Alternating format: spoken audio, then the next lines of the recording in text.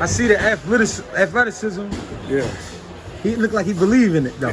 Right, that's the thing. That's right, what I like. Anybody could actually do that stuff, especially. But it's a different when a fighter is buying into a game plan or buying into a system and buying into good habits. That's what he's doing now, bro. Now I feel like this camp y'all actually had a real full camp. We actually had a pre-camp and a full camp. Right. So we was able, you know what I mean? We really yeah. So now I feel like you really could get through to him this time. Yeah, a whole lot of more time. Yeah. You know what I mean? A whole lot of more time. Yeah. And he's just at the point, as he's so open-minded, and Deontay is one of those guys that whatever it takes to make him better, he's willing to do or try. Yeah. Whatever it takes. You can tell him, I want us to do 100 rounds just on this. If he feels as though it's going to make him better and he buy into it, or you're going to get a drill master. Yeah. You know what I mean? He just have to believe and buy into it from you giving him examples. And what I like most, a lot of people make money, win some fights, big fights. Yeah. But they change after the money. Right. And then they change after the money and the loss. Yeah, true story, yeah.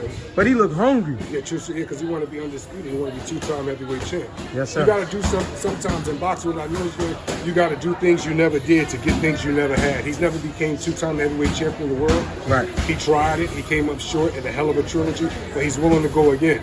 As long as Deontay is willing and always willing to learn and keep an open mind, he's the most dangerous guy on the planet. He just have to believe in it like he do and just continue to drill and continue to want to learn the way he's doing. So he's on a good track. And that speaks like plenty much to his spirit as a fighter. A lot of people will quit, like I said. Especially now, anybody can get out their bed and run 5, 6, 7 miles and train 3 times a day when they ain't got silk pajamas on. Bro, I watch him leave that whole compound of his crib. He come to the gym, have a little attitude, stress out. He'll give me 15, 16, 17, 18 rounds, whatever it is we want. Go back home. Coming out of his comfort zone to do this. Right. Leaving his hometown, going to campus and other places. So that right there, I don't even think that could be taught. That's an internal burning desire that he has. Like, you know what I mean? So as long as he has that and willing to learn and willing to right all his wrongs, man, he's unbeatable.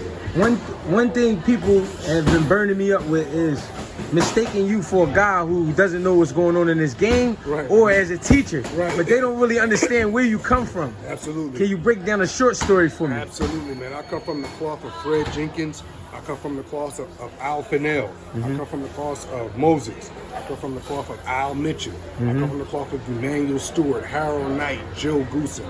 I've been in this game since I've been 12 years old. I used to sneak into the Blue Horizon and watch Troy Browning fight, Tyrone Frazier fight, Bernard Executioner Hopkins, and he used to wear the black mask and come with the half-naked, big, bulky guys. So in the Blue Horizon, like, you know what I mean? So I'm not just.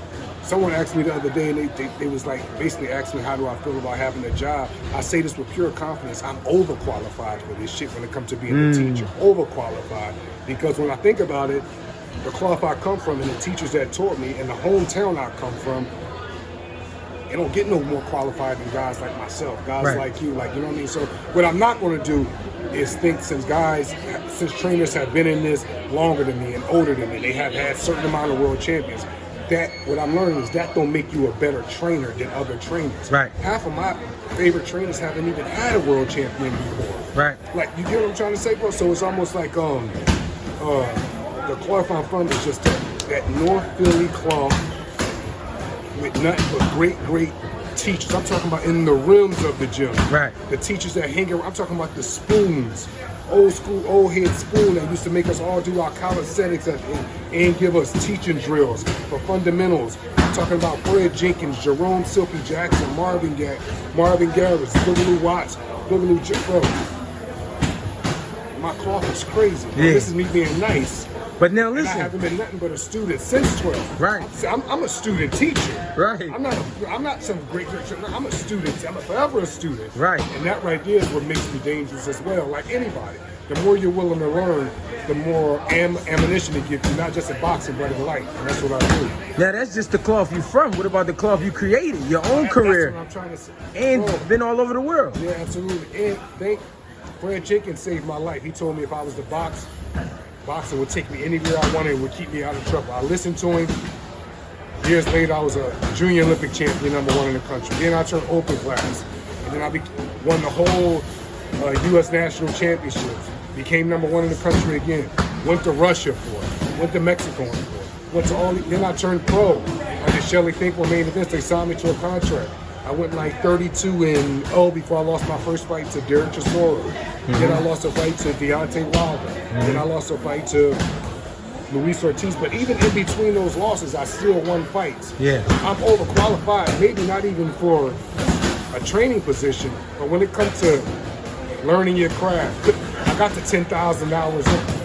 The 10,000 hours is in and over. Right. I mean, so all I'm doing now is just continue to learn and continue to give back, because that's my real goal in my dream. Right. You know what I mean? I want to continue to give back. I want to do something great for the Athletic Rec Center, ABC Gym, that raised me and saved my life, due to Fred Jenkins right now in California. I run a free of charge program for kids. I'm going to call it the Fred Jenkins program, because Fred Jenkins, he trained all the kids in North Philly for free. We didn't have money. Right. He made sure when my mom and dad could give me money to go on trips, I didn't even have to think about money. Right. He used to go and get me in the streets of North Philadelphia at 2 in the morning and take me back home and told me get out the streets and stick in the gym. This is the big goals I really have. Right. I want to save people's lives like Fred Jenkins saved mine. And boxing is the mobile. I'm going to do it for you. Appreciate that. Any last question? Any predictions? In this fight? Yes. Oh.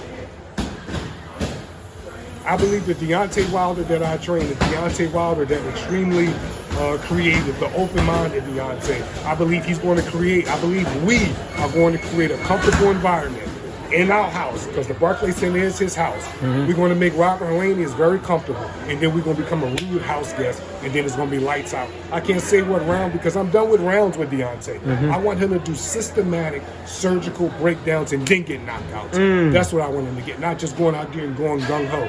No. Let's be disciplined. Let's show humility. Let's really line these guys up. Let's camouflage. You're Michael Jordan when it's 10 seconds left. Right. The world knows you got the ball. What you going to do? Right. I don't care if they know you're going to throw the right hand. Make them comfortable enough, they'll forget. How you make them comfortable enough? With believable feints, with eye decoys, with educated jabs, not just to the head, everywhere. Not with one feint, not with two feints. Sometimes you got to go with 3 and then make the shot 4 and 5. This is how you get your knockouts at the highest level. And that's where we're at right now. I appreciate you, King. Absolutely, brother. My man. My man. Thanks for having me. My man.